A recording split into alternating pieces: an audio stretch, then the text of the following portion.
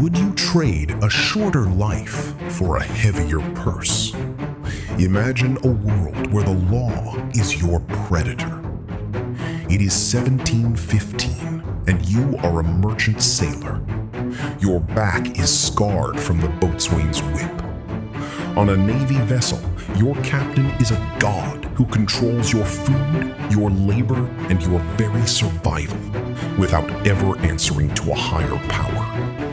You are starving, sick, and essentially a slave.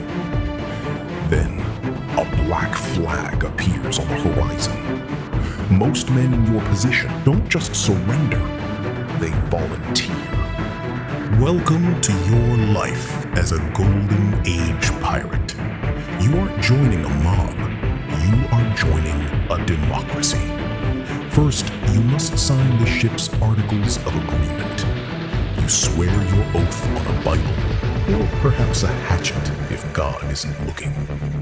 These rules are the heartbeat of the entire ship. Unlike the Navy, your new captain is elected by majority vote and can be deposed the moment he shows a single shred of cowardice. You even get a vote in every affair of moment. Your quartermaster is the true balance of power here. He settles disputes and ensures you get your fair share. Plunder is divided with a radical, calculated sense of fairness. If you lose a limb, the common fund pays out. Life at sea is rarely about the fighting. Most days are spent navigating, cleaning, and simply waiting. You spend weeks scanning the empty blue horizon for prey. Then, you spot a Grand Mogul treasure ship. You don't just charge in, you use the weapon of intimidation. Raising the Jolly Roger is often enough to make them surrender. If they resist, you fire spinning chain shots. These weights shred their masts into useless wooden toothpicks.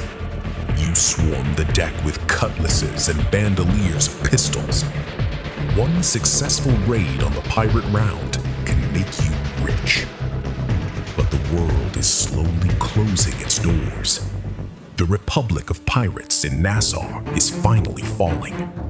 Governor Woodes Rogers arrives with a tempting king's pardon.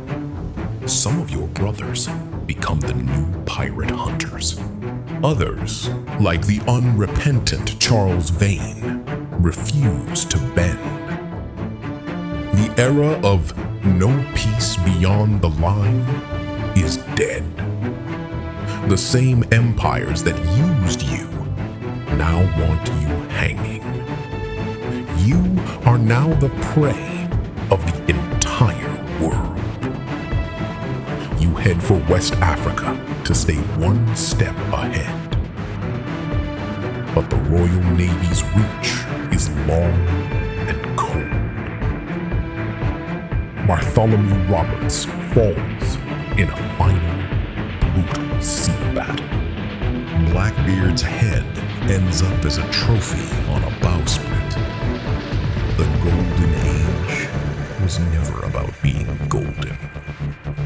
It was a desperate gamble for a real name. You were a product of broken, greedy empires.